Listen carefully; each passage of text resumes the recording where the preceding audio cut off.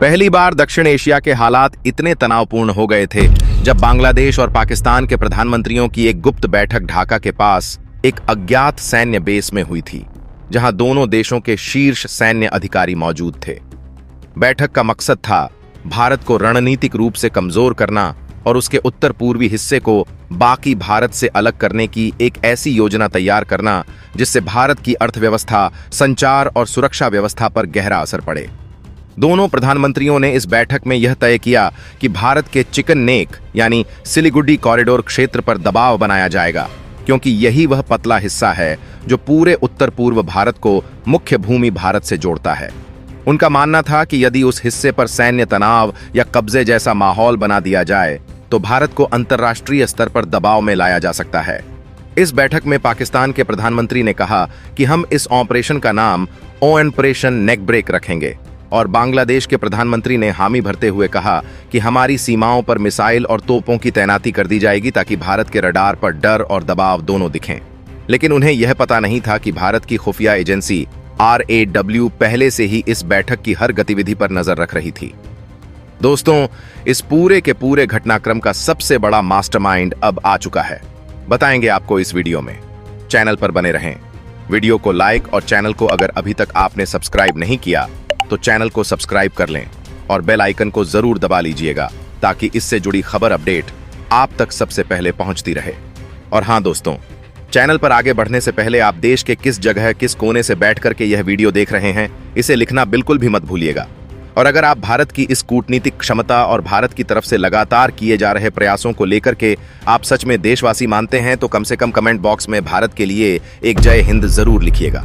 दोस्तों, अब देरी ना करते हुए असल मुद्दे पर आते हैं। भारत के प्रधानमंत्री नरेंद्र मोदी को जैसे ही इस गुप्त साजिश की जानकारी मिली, उन्होंने तुरंत राष्ट्रीय सुरक्षा सलाहकार अजीत डोभाल और सेना प्रमुख को प्रधानमंत्री कार्यालय में बुलाया और साफ शब्दों में आदेश दिया, अब बहुत हो चुका, इस बार किसी को चेतावनी नहीं, नतीजा चाहिए। उन्हें जिंदा पकड़कर मेरे सामने लाओ ताकि दुनिया देखे कि भारत अपनी सुरक्षा से समझौता नहीं करता। इसके बाद भारतीय सेना, वायुसेना और खुफिया एजेंसियों ने संयुक्त रूप से ऑपरेशन सुरक्षा कवच नाम का मिशन शुरू किया। इस मिशन में भारतीय ड्रोन, सैटेलाइट और साइबर यूनिट्स ने मिलकर पाकिस्तान और बांग्लादेश की गुप्त योजनाओं की पूरी फाइल हासिल कर ली। RAW ने डिजिटल तरीके से उनकी बातचीत रिकॉर्ड की और सबूतों को अंतर्राष्ट्रीय मीडिया के सामने रख दिया। इस खुलासे के बाद संयुक्त राष्ट्र ने दोनों देशों से जवाब मांगा कि आखिर भारत जैसे शांतिपूर्ण देश के खिलाफ युद्ध जैसी साजिश क्यों रची जा रही थी। पाकिस्तान और बांग्लादेश के नेताओं को एहसास हुआ कि उनकी योजना उलटी पड़ गई है और अब पूरा अंतर्राष्ट्रीय समुदाय भारत के साथ खड़ा है। भारत ने न केवल कूटनीतिक स्तर पर दोनों को घेरा, बल्कि सीमा पर भारतीय सेना ने अपनी रणनीतिक उपस्थिति इतनी मजबूत बना दी कि विरोधी सेना को पीछे हटना पड़ा। जब बांग्लादेश के प्रधानमंत्री को समझ आया कि यह कदम उनके देश के लिए भी विनाशकारी साबित हो सकता है, तो उन्होंने पाकिस्तान के प्रधानमंत्री के साथ दिल्ली का रुख किया। प्रधानमंत्री मोदी ने जब दोनों को अपने सामने देखा तो सिर्फ इतना कहा, भारत युद्ध नहीं चाहता, लेकिन भारत की शांति को कोई उसकी कमजोरी न समझे। दोनों नेताओं ने भारत से माफी मांगी और संयुक्त घोषणा में यह कहा कि दक्षिण एशिया की स्थिरता भारत की शक्ति और संयम पर निर्भर है। उसी दिन से चिकन नेक की सीमाओं पर भारतीय सेना की उपस्थिति को और मजबूत किया गया और भारत ने दुनिया को यह दिखा दिया कि वह न केवल सैन्य दृष्टि से बल्कि रणनीतिक बुद्धिमत्ता में भी सबसे आगे है।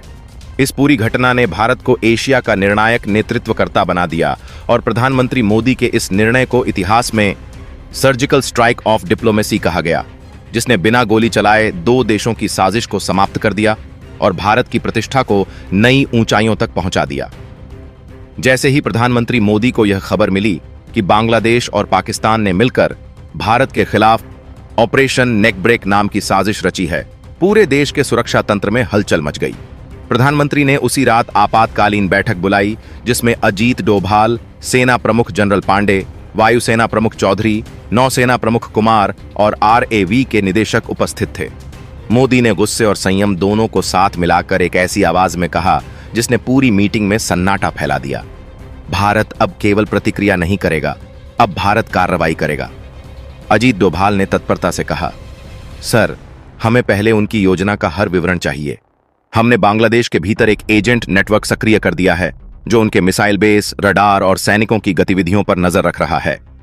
रॉ के पास पहले से उस बैठक की रिकॉर्डिंग थी जिसमें बांग्लादेश के प्रधानमंत्री और पाकिस्तान के प्रधानमंत्री भारत के खिलाफ योजनाओं पर हंसते हुए चर्चा कर रहे थे। यह रिकॉर्डिंग मोदी जी के टेबल पर रखी गई, जिसे देखकर उनके चेहरे पर शांति और आंखों में आग दोनों झलक रही थीं। उन्होंने कहा, अब वक्त आ गया है कि हम उन्हें उनके ही खेल में मात दें। उसी रात ऑपरेशन वज्र प्रहार का खाका तैयार हुआ। यह ऑपरेशन सैन्य, साइबर और मनोवैज्ञानिक युद्ध का मिला-जुला रूप था। इसका पहला चरण था मौन छाया, जिसमें भारत की साइबर सेना ने बांग्लादेश और पाकिस्तान के रडार नेटवर्क को हैक कर उनकी मिसाइल ट्रैकिंग प्रणाली को फ्रीज कर दिया। दूसरी तरफ भारत की उपग्रह प्रणाली कार्टोसैट 4 ने चिकन नेक क्षेत्र से लेकर बांग्लादेश की सीमाओं तक की हर गतिविधि का लाइव फीड दिल्ली भेजना शुरू कर दिया। 3 दिनों के भीतर भारतीय सेना की विशेष टुकड़ियां, गजराज कमांडो यूनिट और सुदर्शन बटालियन सिलीगुड़ी के आसपास तैनात कर दी गईं। उधर पाकिस्तान और बांग्लादेश के नेताओं को उम्मीद थी कि भारत डर जाएगा, लेकिन उल्टा भारत ने सीमा पर अपने तोपखाने और सुखोई विमानों की गश्त बढ़ा दी। भारतीय वायुसेना के लड़ाकू विमान दिन रात अभ्यास करने लगे, जिससे विरोधी देशों को लगा कि भारत किसी बड़े जवाबी हमले की तैयारी में है। इस बीच अजीत डोभाल ने बांग्लादेश के भीतर अपने सबसे भरोसेमंद एजेंट कोडनेम नटराज को आदेश दिया कि वह ढाका के प्रधानमंत्री भवन में प्रवेश कर असली योजना की फाइल भारत तक पहुंचाए। नटराज ने अंधेरी रात में बांग्लादेश की राजधानी में घुसकर वह गोपनीय दस्तावेज हासिल किया, जिसमें साफ लिखा था, ऑपरेशन नेक ब्रेक का उद्देश्य भारत की आपूर्ति रेखा को काटना और सिलीगुड़ी कॉरिडोर पर अंतर्राष्ट्रीय संकट खड़ा करना है। यह दस्तावेज जब मोदी जी के पास पहुंचा, उन्होंने एक पल भी देरी नहीं की और रक्षा मंत्री को आदेश दिया, हम अब रक्षात्मक नहीं, निर्णायक भूमिका में हैं। अगले दिन भारतीय सेना ने एक गुप्त संदेश जारी किया, ऑपरेशन सुरक्षा कवच चरण 2 प्रारंभ। इसके तहत भारतीय सेना ने सीमाओं पर चुपचाप नई मिसाइल प्रणाली प्रलय और अग्नि 4 को तैनात कर दिया, जिनकी जानकारी केवल शीर्ष सुरक्षा परिषद को थी। पाकिस्तान और बांग्लादेश ने जब यह उपग्रह से देखा तो उन्हें समझ में आया कि भारत अब पीछे हटने वाला नहीं है। मोदी ने अपने भाषण में बिना किसी देश का नाम लिए कहा, भारत की शांति को कभी उसकी कमजोरी मत समझो, जो भारत को चुनौती देगा वह अपने ही कदमों से अपनी हार लिखेगा। पूरे भारत में जोश की लहर दौड़ गई। मीडिया में हर जगह सिर्फ एक ही आवाज गूंज रही थी, भारत तैयार है। इस बीच संयुक्त राष्ट्र और अमेरिका के खुफिया तंत्र को भी पता चल गया था कि भारत की सेना अब डिफेंस मोड से एक्शन मोड में आ चुकी है। अमेरिका ने चुपचाप भारत को उपग्रह जानकारी देने की पेशकश की, क्योंकि उन्हें भी पता था कि दक्षिण एशिया में अब शक्ति संतुलन भारत के हाथों में है। दूसरी ओर बांग्लादेश की राजधानी ढाका में हालात बेकाबू हो गए थे, क्योंकि भारत की कार्रवाई से वहां की सेना और सरकार के बीच मतभेद बढ़ गए थे। बांग्लादेश की जनता यह समझ चुकी थी कि उनका देश भारत जैसा पड़ोसी खोने की भूल नहीं कर सकता। पाकिस्तान की संसद में विपक्ष ने अपने प्रधानमंत्री से सवाल किया, क्या आपने भारत को कमजोर समझने की गलती नहीं की? अब साजिश रचने वाले खुद डर में थे। उसी बीच मोदी जी ने अपने सबसे भरोसेमंद अधिकारियों को निर्देश दिया, अब मिशन का 3रा चरण शुरू करो, उन्हें जिंदा पकड़ो। और यहीं से शुरू हुआ वो ऐतिहासिक अभियान जिसने दक्षिण एशिया की दिशा ही बदल दी। यह केवल भारत की सैन्य शक्ति नहीं, बल्कि उसकी राजनीतिक दूरदर्शिता का परिणाम था कि भारत अब विश्व मंच पर निर्णायक भूमिका में आ चुका था। प्रधानमंत्री मोदी का यह निर्णय आने वाले समय में इतिहास के स्वर्ण अक्षरों में लिखा गया कि भारत केवल युद्ध जीतने नहीं, बल्कि भविष्य तय करने आया है। जैसे ही प्रधानमंत्री मोदी ने आदेश दिया कि अब मिशन का 3रा चरण शुरू किया जाए, भारतीय सेना और RAV के विशेष दस्ते अलर्ट मोड में आ गए। इस चरण का नाम रखा गया ऑपरेशन गरुड़ प्रहार। इसका मकसद था बांग्लादेश और पाकिस्तान के प्रधानमंत्री जिन गुप्त बंकरों में छिपे थे, उन्हें जिंदा पकड़कर भारत लाना। पूरी दुनिया की नजर अब दक्षिण एशिया पर टिक गई थी, लेकिन भारत ने चुप्पी साध रखी थी। दिल्ली में प्रधानमंत्री कार्यालय से एक ही संदेश निकला, भारत बोलेगा तब जब कार्रवाई पूरी हो जाएगी। इसी के साथ पूर्वोत्तर के सीमाई इलाकों में भारतीय सेना ने इतनी सटीकता से अपनी मूवमेंट शुरू की कि बांग्लादेश की खुफिया एजेंसियां चकित रह गईं। गजराज कमांडो यूनिट के मेजर अरविंद राणा और सुदर्शन बटालियन के कर्नल विवेक ठाकुर ने नेतृत्व संभाला। रात के 2 बजे जब चिकन नेक की पहाड़ियों पर घना कोहरा छाया था, भारतीय कमांडो बांग्लादेश की सीमा पार कर चुके थे। ड्रोन त्रिनेत्र आसमान से हर इंच का लाइव फीड दे रहे थे और धरती पर कमांडो आगे बढ़ रहे थे। रॉ एजेंट नटराज पहले से ही बांग्लादेश के प्रधानमंत्री के बंकर के लोकेशन भेज चुका था। उस बंकर का नाम था रेड फोर्ट सेक्शन 9, जो ढाका से 40 किलोमीटर दूर लालमनी रहाट एयरबेस के नीचे बनाया गया था, जहां पाकिस्तान के प्रधानमंत्री और कुछ सैन्य अधिकारी भी मौजूद थे। वहां भारी सुरक्षा थी, लेकिन भारत ने पहले ही उनके कम्युनिकेशन नेटवर्क को ब्लॉक कर दिया था। जैसे ही भारतीय कमांडो ने बंकर के पास की सुरक्षा तोड़ी, बांग्लादेश की सेना को कुछ समझ नहीं आया। 3 मिनट में पूरी परिधि भारतीय नियंत्रण में थी। कर्नल ठाकुर ने वॉकी टॉकी पर संदेश दिया, टारगेट जोन अंडर कंट्रोल। उसी क्षण प्रधानमंत्री मोदी के वॉर रूम में बड़ी स्क्रीन पर लाइव दृश्य आया। बंकर के बाहर भारतीय सैनिक खड़े थे और कुछ ही पलों में दरवाजे उड़ाए जा रहे थे। अंदर से गोलियों की आवाज आई, लेकिन भारतीय सैनिकों ने किसी भी हताहत के बिना दोनों प्रधानमंत्रियों को जिंदा पकड़ लिया। उन्हें हेलीकॉप्टर से सीधे भारतीय सीमा में लाया गया। इस मिशन की सटीकता इतनी अविश्वसनीय थी कि दुनिया की सबसे बड़ी खुफिया एजेंसियों ने भी उसकी तारीफ की। प्रधानमंत्री मोदी को जैसे ही रिपोर्ट दी गई कि दोनों टारगेट सुरक्षित हैं, उन्होंने बस इतना कहा, अब उन्हें भारत की मिट्टी पर सच्चाई का सामना करने दो। अगले ही दिन नई दिल्ली में सुरक्षा परिषद की आपात बैठक बुलाई गई। पूरी दुनिया के मीडिया चैनल इस खबर को 20वीं सदी का सबसे सटीक ऑपरेशन कह रहे थे। पाकिस्तान और बांग्लादेश के भीतर राजनीतिक हलचल मच गई। वहां के विपक्ष ने खुलेआम अपने प्रधानमंत्रियों को देशद्रोही घोषित कर दिया। दूसरी ओर भारत के लोग सड़कों पर जय जवान जय भारत के नारे लगा रहे थे। प्रधानमंत्री मोदी ने राष्ट्र को संबोधित करते हुए कहा, भारत ने कभी युद्ध नहीं चाहा, लेकिन जिसने भी भारत की एकता को चुनौती दी, उसे भारत ने जवाब दिया। यह ऑपरेशन भारत की शांति नीति का प्रमाण है कि जब समय आता है तो भारत शेर की तरह गरजता है। इस भाषण के बाद पूरे देश में अभूतपूर्व देशभक्ति का माहौल बन गया। संयुक्त राष्ट्र सुरक्षा परिषद की विशेष बैठक में भारत ने बांग्लादेश और पाकिस्तान की आक्रामक हरकतों के सारे सबूत पेश किए। सैटेलाइट चित्र, इंटरसेप्टेड कॉल्स और बंकर से मिली मिसाइल योजनाएं। पूरी दुनिया स्तब्ध रह गई कि किस तरह भारत के खिलाफ इतने बड़े स्तर पर साजिश रची जा रही थी। अमेरिका, फ्रांस और रूस ने भारत का समर्थन किया, जबकि चीन ने पहले तो चुप्पी साधी, लेकिन बाद में कहा कि भारत की आत्मरक्षा वैध है। इस कूटनीतिक जीत के साथ भारत ने दक्षिण एशिया में अपनी स्थिति और मजबूत कर ली। प्रधानमंत्री मोदी ने पकड़े गए दोनों प्रधानमंत्रियों को आमने सामने बुलाकर कहा, तुम्हारे देश की जनता ने तुम्हें नेतृत्व करने के लिए चुना था, न कि धोखा देने के लिए। आज तुम्हें भारत ने नहीं पकड़ा, तुम्हारे कर्मों ने पकड़ा है। दोनों नेता सिर झुकाकर खड़े रहे। मोदी ने कहा, अगर तुम सच में अपने देशों के लिए कुछ करना चाहते हो तो अब से भारत के साथ शांति की राह अपनाओ, नहीं तो यह धरती तुम्हें माफ नहीं करेगी। इस बातचीत के बाद पाकिस्तान और बांग्लादेश दोनों ने औपचारिक रूप से एक संयुक्त बयान जारी किया, जिसमें उन्होंने भारत से माफी मांगी और भविष्य में किसी भी सैन्य या रणनीतिक साजिश से दूर रहने का संकल्प लिया। लेकिन कहानी यहीं खत्म नहीं हुई। भारत ने यह तय किया कि अब सिर्फ माफी नहीं, स्थायी समाधान चाहिए।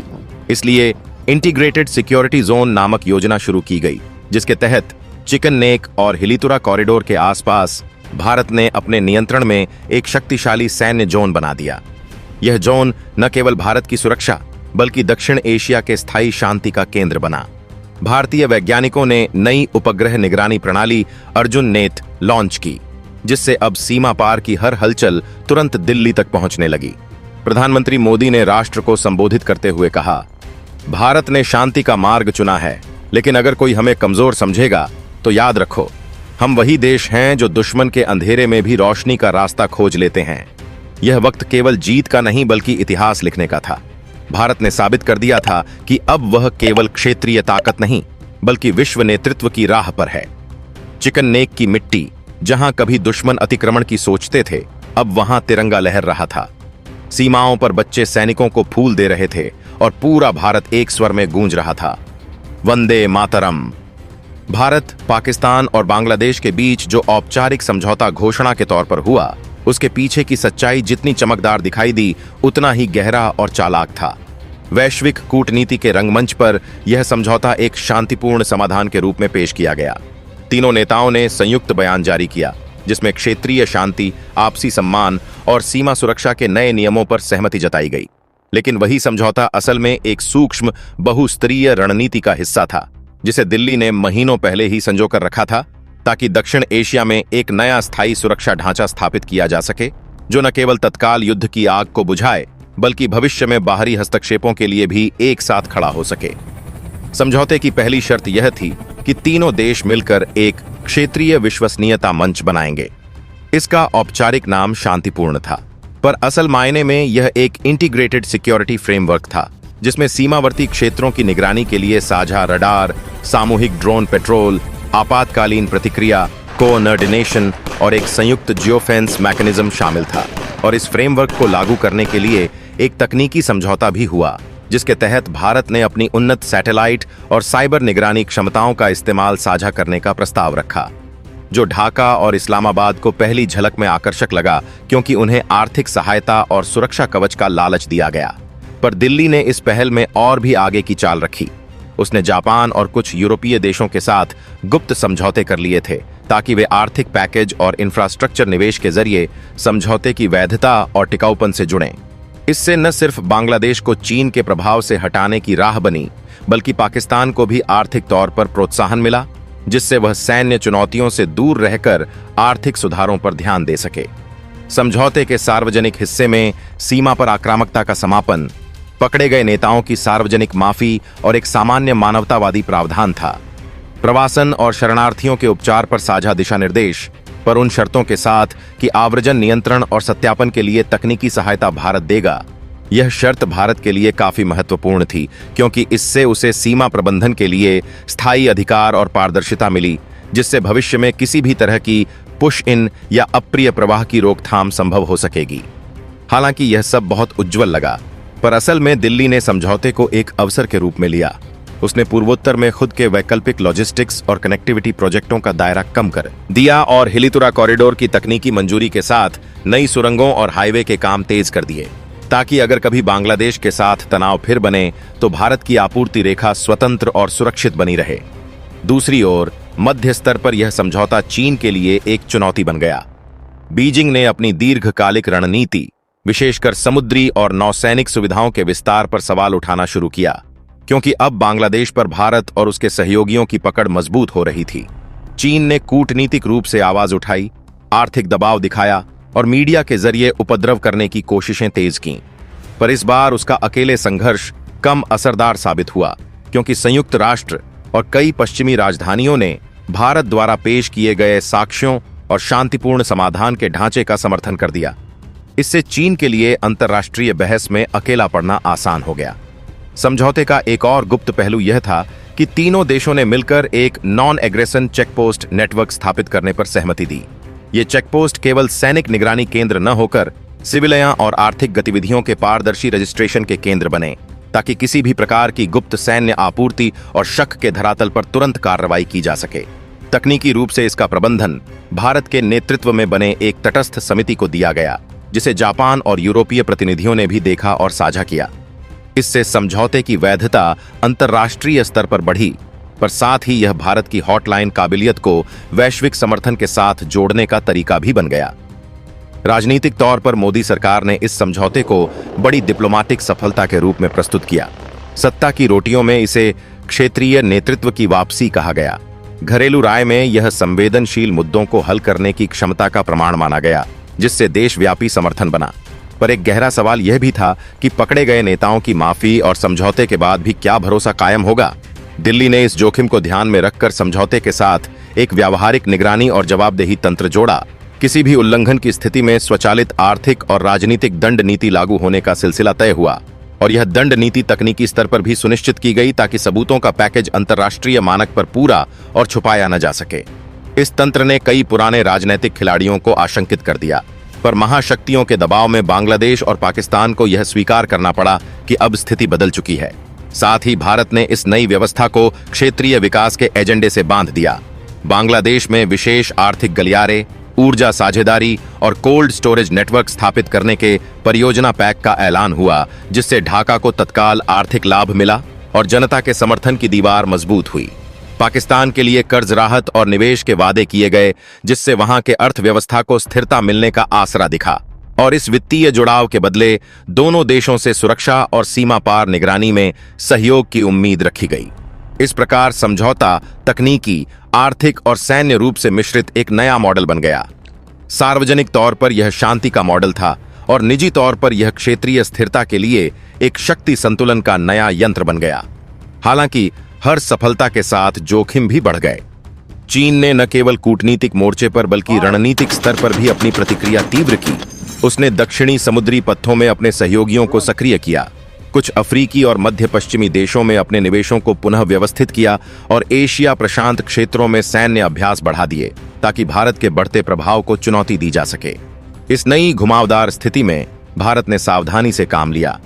उसने अपने कूटनीतिक रिश्तों का विस्तार करते हुए क्वाड सहयोग को मजबूत किया, जापान और ऑस्ट्रेलिया के साथ सुरक्षा संवाद बढ़ाए और अमेरिका के साथ तकनीकी साझेदारी को और गहरा किया। इसी बीच भारत ने दक्षिण एशिया के भीतर सॉफ्ट पावर का इस्तेमाल भी बढ़ाया। सांस्कृतिक, शिक्षा और व्यावसायिक आदान प्रदान के माध्यम से मखौल और विश्वास दोनों को पनपने दिया ताकि समझौते को जड़ें पकड़ने का समय मिले। समझौते के पहले कुछ महीनों में क्षेत्र में आंशिक स्थिरता आई, सीमाएं शांत रहीं, व्यापार प्रवाह धीरे धीरे बहाल हुआ और पकड़े गए नेताओं को सर्वोच्च न्यायालयों में न केवल कठोर प्रश्नों का सामना करना पड़ा बल्कि अंततः राजनीतिक प्रत्याभावों के चलते उन्होंने राष्ट्रहित में कदम उठाने का कथित वादा भी किया। पर विदेश नीति के जानकार जानते थे कि असली चुनौती तो लंबी अवधि की होगी। क्या इस नए सुरक्षा फ्रेमवर्क के भीतर वास्तविक विश्वास बन पाएगा? क्या आर्थिक प्रलोभन और दंड नीति के मिश्रण से एक टिकाऊ शांति संभव होगी? और क्या वैश्विक महाशक्तियों का दखल इस पर स्थायी रूप से प्रभाव डाल सकेगा? दिल्ली ने इन सवालों का जवाब देने के लिए तुरंत एक बैकअप प्लान भी रखा। डिफेंस डाइवर्सिफिकेशन का कार्यक्रम शुरू हुआ, जिसमें भारत ने तेजी से अपनी आर्मी, नौसेना और विशेष बलों की क्षमता को सुधारा। रक्षा उत्पादन के लिए स्थानीय इंडस्ट्री को बढ़ावा दिया और सीमा पर इंटीग्रेटेड सिचुएशनल अवेयरनेस के लिए अर्जुन नेट को और शक्तिशाली बनाया ताकि किसी भी समय जल्दी प्रतिक्रिया संभव हो। इस बहुमुखी नीति का असर यह हुआ कि दक्षिण एशिया के नक्शे पर एक नया संतुलन उभर कर आया। अप्रत्यक्ष रूप से भारत की भू राजनीतिक भूमिका मजबूत हुई। बांग्लादेश और पाकिस्तान के साथ उसके रिश्ते सख्त परिश्रम और आर्थिक बंधनों के जरिए नियंत्रित हुए और चीन को यह सोचने पर मजबूर कर दिया गया कि अब उसे केवल सैन्य आधारित विस्तार के बजाय आर्थिक और कूटनीतिक नीतियों पर भी पुनर्विचार करना होगा। परिणामस्वरूप जिस समझौते को दुनिया ने एक शांतिपूर्ण मोड़ माना, वह वास्तव में दक्षिण एशिया के लिए एक नए प्रकार का शक्ति सामंजस्य लेकर आया, जहां भारत ने युद्ध की वापसदारी बनाम कूटनीतिक लचीलापन के बीच संतुलन साधकर न सिर्फ तत्काल संकट को टाला बल्कि भविष्य के लिए भी एक ऐसी संरचना खड़ी कर दी जिससे बाहरी हस्तक्षेप कम से कम खर्चे में निष्क्रिय किए जा सकें। और हालांकि यह मॉडल पूर्ण नहीं था, भरोसे की कमी, आंतरिक राजनीतिक विरोध और वैश्विक रणनीतिक उतार चढ़ाव हमेशा चुनौती बने रहे। पर एक बात स्पष्ट थी, इस समझौते ने दक्षिण एशिया की राजनीति में एक निर्णायक बदलाव ला दिया था और दुनिया ने देखा कि एक क्षेत्रीय महाशक्ति ने अपने पड़ोसियों के साथ मिलकर किस तरह नए नियम बनाए ताकि शांति और सुरक्षा के लिए एक नया युग प्रारंभ हो सके। पर साथ ही यह भी स्पष्ट था कि यह शांति अब केवल कागजी नहीं बल्कि तकनीकी, आर्थिक और सैन्य अनुगामी व्यवस्था पर निखरी थी। और यही असली परीक्षा आगे चलकर देगी कि क्या यह व्यवस्था स्थायी शांति को जन्म दे पाती है या फिर नए रूपों में संघर्षों की उत्पत्ति का कारण बनती है। समय बीतने के साथ जब भारत, पाकिस्तान और बांग्लादेश के बीच हुआ वह ऐतिहासिक समझौता कुछ हद तक स्थिर दिखने लगा, तब अचानक से घटनाएं एक नए मोड़ पर पहुंचने लगीं। अंतर्राष्ट्रीय मंचों पर जहां एक तरफ भारत की कूटनीतिक शक्ति की चर्चा होने लगी थी, वहीं चीन और उसके सहयोगी देशों ने भीतर ही भीतर इस पूरे समीकरण को पलटने की योजना बना ली थी। बीजिंग ने अपने इंटेलिजेंस नेटवर्क के जरिए पाकिस्तान और बांग्लादेश के कुछ कट्टरपंथी नेताओं से गुप्त संपर्क साधा और उन्हें यह यकीन दिलाया कि भारत का यह शांति समझौता वास्तव में एक रणनीतिक जाल है, जिससे आने वाले वर्षों में भारत उनके संसाधनों और सीमाओं पर नियंत्रण कर लेगा। धीरे धीरे इन अफवाहों ने दोनों देशों में राजनीतिक असंतुलन पैदा करना शुरू किया। बांग्लादेश के कुछ मंत्री गुप्त रूप से चीन की सहायता स्वीकार करने लगे, वहीं पाकिस्तान की सेना के कुछ गुट फिर से पुरानी सोच के साथ सक्रिय होने लगे। भारत की खुफिया एजेंसियां यह सब भांप चुकी थीं। रॉ और मिलिट्री इंटेलिजेंस ने मिलकर एक संयुक्त मिशन ऑपरेशन संकेत शुरू किया, जिसका मकसद था उन विदेशी हस्तक्षेपों के सबूत इकट्ठा करना जो क्षेत्रीय स्थिरता को नष्ट करने की साजिश रच रहे थे। इस ऑपरेशन में भारत ने पहली बार आर्टिफिशियल इंटेलिजेंस आधारित प्रोजेक्ट नेत्र का इस्तेमाल किया, जो सीमाओं के पार चल रही संदिग्ध डिजिटल संचार को डिकोड कर सकता था। जब इस सिस्टम ने बांग्लादेश के भीतर एक गुप्त ट्रांसमिशन पकड़ा, तो भारत को पता चला कि चीन ने एक ड्रैगन विंग नामक मिशन तैयार किया है, जिसके तहत दोनों देशों के भीतर से भारत विरोधी माहौल बनाकर अंतर्राष्ट्रीय दबाव डलवाना था। मोदी ने तुरंत राष्ट्रीय सुरक्षा परिषद की आपात बैठक बुलाई और सेना प्रमुख, नौसेना प्रमुख, वायुसेना प्रमुख को आदेश दिया, अब शब्दों से नहीं, तकनीक और रणनीति से जवाब देना है।